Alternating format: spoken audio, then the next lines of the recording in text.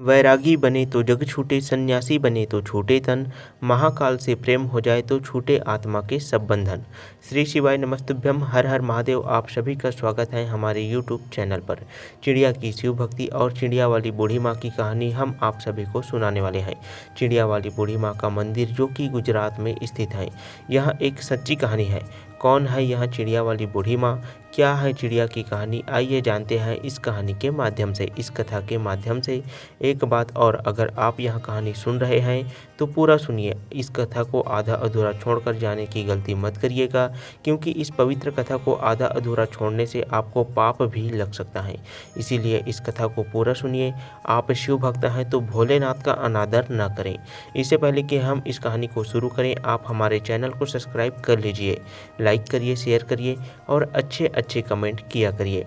दोस्तों, विश्व प्रसिद्ध बनारस के विश्वनाथ मंदिर काशी विश्वनाथ का दर्शन करते हुए हम इस कहानी को शुरू करते हैं।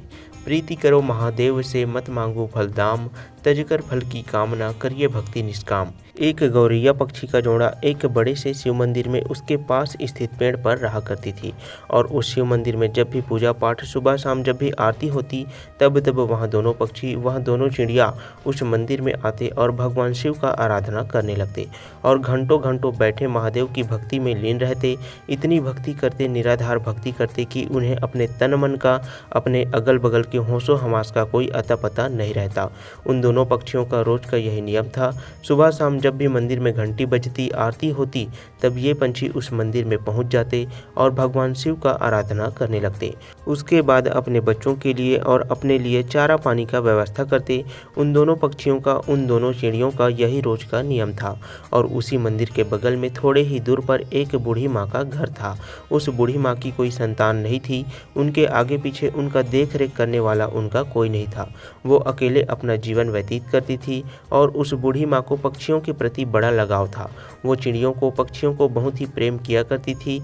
उनके लिए रोज नित्य प्रति अपने घर के छत पर दाना पानी, यह सब चीज़ें डाला करती थी। उस बूढ़ी माँ का यही रोज का काम था। और वहाँ दोनों चिड़िया उस बूढ़ी माँ के छत पर आसानी से आ जाते थे, आसानी से दाना चुगते, खाते पीते और उसमें से कुछ अपने बच्चों के लिए अपने साथ ले जाते। इसी तरह उनका जीवन व्यतीत हो रहा था। उस बूढ़ी माँ के कारण उन चिड़ियों का पेट भर रहा था और साथ ही साथ वहाँ आराम से निश्चिंत भगवान शिव का आराधना कर पा रहे थे। अब इसी तरह दिन गुजर रहे थे। एक दिन की बात है जब वहाँ बूढ़ी माँ बीमार हो जाती है, वहाँ अपने बिस्तर पर पड़ जाती है। उनका बहू बेटा तो कोई था नहीं कि उनका उपचार करता, उन्हें दवाई वगैरह लाता। अब वहाँ बूढ़ी माँ बिना दवा के, इसी तरह बिना सेवा के बिस्तर पर पड़ी रहती। अब वहाँ अपने छत पर दाना पानी भी नहीं डाल पा रही थी। अब जब वहाँ गौरैया पक्षी उस बूढ़ी माँ के छत पर दाना पानी चुगने के लिए आते तो वहाँ दाना पानी नहीं देखते हैं। तो वहाँ सोचते हैं कि बूढ़ी माँ कहाँ चली गई, दाना पानी क्यों नहीं डाल रही है। इसी तरह 2 दिन बीतते हैं, 3 दिन बीतते हैं। धीरे धीरे वहाँ बूढ़ी माँ कमज़ोर होने लगती है। बिना दवाई तर्पण के एक दिन उनकी मौत हो जाती है। अब जब वहाँ पक्षी देखते हैं कि बूढ़ी माँ का कोई पता नहीं चल पा रहा है और छत पर दाने भी नहीं डाले जा रहे हैं, तो वहाँ घबरा जाते हैं। वहाँ बहुत ही परेशान होते हैं और उस बूढ़ी माँ को पूरे गांव के आसपास ढूंढने लगते हैं, खोजने लगते हैं। खोजते खोजते दोनों थक जाते हैं। तो उसमें से जो मादा गौरैया है, वह अपने पति से कहती है, स्वामी बूढ़ी माँ का कोई पता नहीं चल पा रहा है। बूढ़ी माँ कहाँ चली गई, वहाँ हमें दाना पानी दिया करती थी और अन्य पक्षियों का देख रेख किया करती थी, वहाँ कहाँ चली गई। हमने इतना उन्हें ढूंढा लेकिन वहाँ कहीं नहीं मिली। अब हम क्या करें। उस गौरैया पक्षी का पति कहता है कि प्रिय, हमने हर जगह बूढ़ी माँ का तलाश किया, बूढ़ी माँ का कहीं पता नहीं चल पाया। एक जगह हमने उन्हें नहीं ढूंढा, उन्हें नहीं देखा, उनके खुद के घर में। हमें उनके खुद के घर में जाकर देखना चाहिए, शायद वहाँ बीमार तो नहीं है। अब यहाँ कहने के बाद वहाँ गौरैया पक्षी बूढ़ी माँ के घर चले जाते हैं और जब अंदर जाकर देखते हैं तो बूढ़ी माँ अपने बिस्तर पर लेटी हैं। उनके शरीर में कोई हलचल नहीं है। उनके चेहरे पर, उनके बदन पर मक्खियाँ भिन भिना रही थी। वहाँ पक्षी अपने पंखों के फड़फड़ाहट से उन मक्खियों को हटाते हैं, बूढ़ी माँ को जगाने की कोशिश करते हैं, लेकिन उनके शरीर में कोई हलचल नहीं है। अब वहाँ गौरैया पक्षी का पति कहता है कि प्रिय, बूढ़ी माँ अब इस दुनिया में नहीं रही, उनकी मृत्यु हो चुकी है। यह देखने के बाद वहाँ दोनों पक्षी बहुत ही निराश और बहुत ही उदास होते हैं। उन्हें बड़ा ही दुख होता है। अब उन्हें दाना चुगने के लिए दूर दूर जाना पड़ता। अब इसी तरह शाम हो जाती है। शाम को जब मंदिर का घंटा बजता है, आरती होने लगती है भगवान शिव का, तब दोनों पक्षी उस मंदिर में पहुंचते हैं और एक पैर पर खड़ा होकर के भगवान शिव का निराधार भक्ति करने लगते हैं, उनका जाप करने लगते हैं। 1 घंटा बीतता है, 2 घंटा बीतता है, इसी तरह बहुत लंबा समय बीत जाता है। इसी तरह बिना खाए पिए लगातार महादेव का भक्ति करते रहते हैं।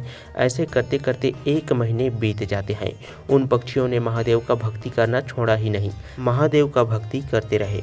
यह चीज़ देखकर महादेव भोलेनाथ बड़ी ही प्रसन्न होते हैं और उन पक्षियों को दर्शन देते हैं और कहते हैं, हे गौरैया, तुम्हें क्या चाहिए? तुम जो मांगोगी मैं वह दूंगा। तुम्हारी भक्ति से, इस अखंड भक्ति से मैं बड़ा ही प्रसन्न हूँ। छोटी से जान होते हुए भी तुमने अपनी औकात से बाहर, अपनी क्षमता से बाहर भक्ति किया है, इसीलिए मैं बहुत ही ज़्यादा प्रसन्न हूँ। तुम जो मांगो मैं तुम्हें दूंगा। तब गौरैया ने कहा, हे प्रभु, हमें कुछ नहीं चाहिए, हमें बस एक चीज़ चाहिए।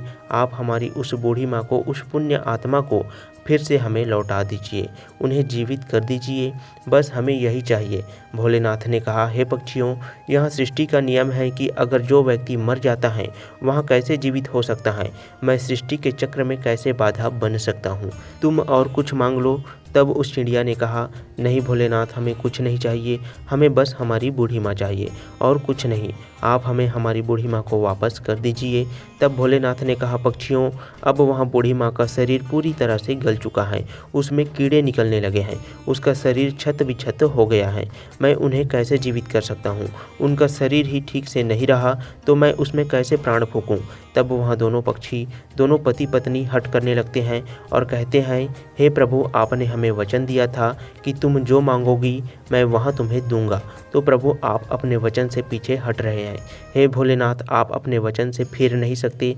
तब भोलेनाथ ने कहा, हे पक्षियों, तुम्हारे हट के आगे मैं विवश हूँ और अपने वचन के आगे। अब इस प्रकार भोलेनाथ ने उस बूढ़ी माँ के छत बिछत शरीर को सही किया, फिर उसमें प्राण फूंक दिए। अब इस प्रकार वहाँ बूढ़ी माँ फिर से जीवित हो गई। अब अपने सामने भगवान भोलेनाथ को देखकर वहाँ बूढ़ी माँ भाव विभोर हो जाती है, बड़ा ही प्रसन्न होती है और कहती हैं, प्रभु, मेरे जन्मों जन्म के दुख, जन्मों जन्म के पाप आपके दर्शन मात्र से कट गए। आपने मुझे दर्शन दिया। हे प्रभु, मैंने ऐसे क्या पुण्य काम किया था कि आपने मुझे जीवित कर दिया?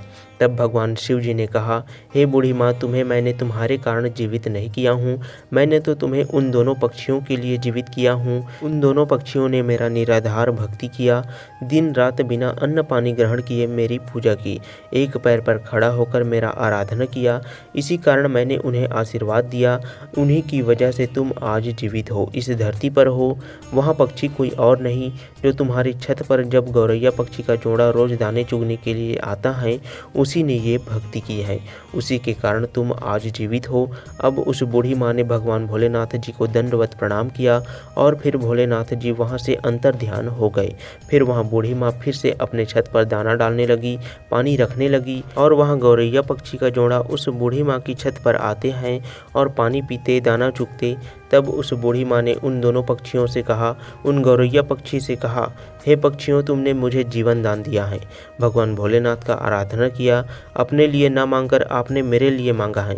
हे पक्षियों, मैं चाहती हूँ कि तुम मेरे घर में बसो, तुम मेरे घर पर ही वास करो और नित्य प्रति मेरे आँखों के सामने रहो। अब यह सुनने के बाद उस बूढ़ी माँ का प्रस्ताव उन दोनों पक्षियों ने स्वीकार कर लिया और उस बूढ़ी माँ के घर पर आकर रहने लगे। इसी प्रकार दिन बीतने लगते हैं और उस बूढ़ी माँ का चर्चा गांव-गांव में फैलने लगता है, दूर दराज तक फैलने लगता है कि एक बूढ़ी माँ है जो मरकर भी जीवित हो गई और उनमें अजीब सी शक्ति आ गई है। अब इसी तरह उस बूढ़ी माँ के पास धीरे धीरे करके एक एक लोग, जिनको कोई दुख रोग होता, उनके पास आता और अपना कारण बताता। भगवान भोलेनाथ के नाम पर वहाँ बूढ़ी माँ पूजा पाठ कर दिया करती, तब उन लोगों का दुख दूर हो जाया करता। धीरे धीरे लोग ठीक होने लगे।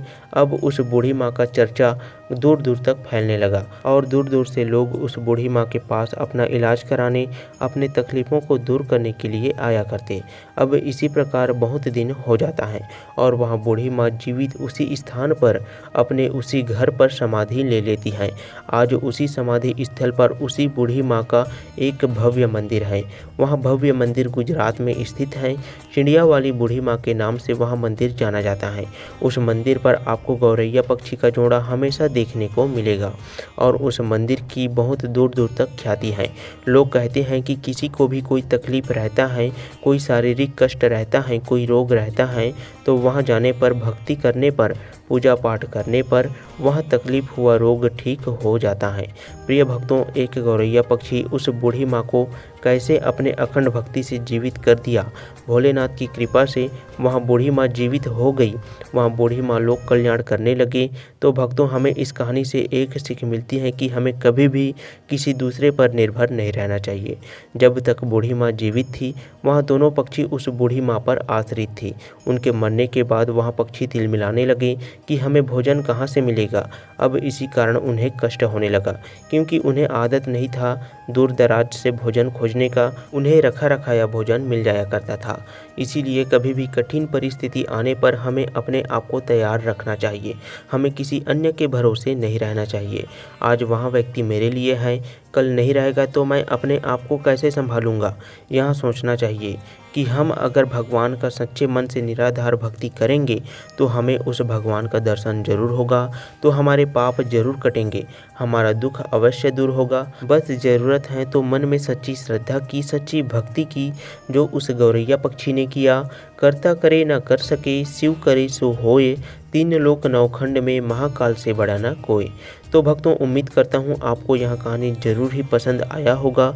यदि आप भगवान भोलेनाथ जी के सच्चे भक्त हैं, भगवान भोलेनाथ जी को दिल से मानते हैं, तो हमारे चैनल को भी सब्सक्राइब जरूर करें, क्योंकि हम भी उन्हीं के भक्त हैं और हम उनके बारे में ही आप सभी को अच्छी अच्छी वीडियो लाकर देते रहते हैं।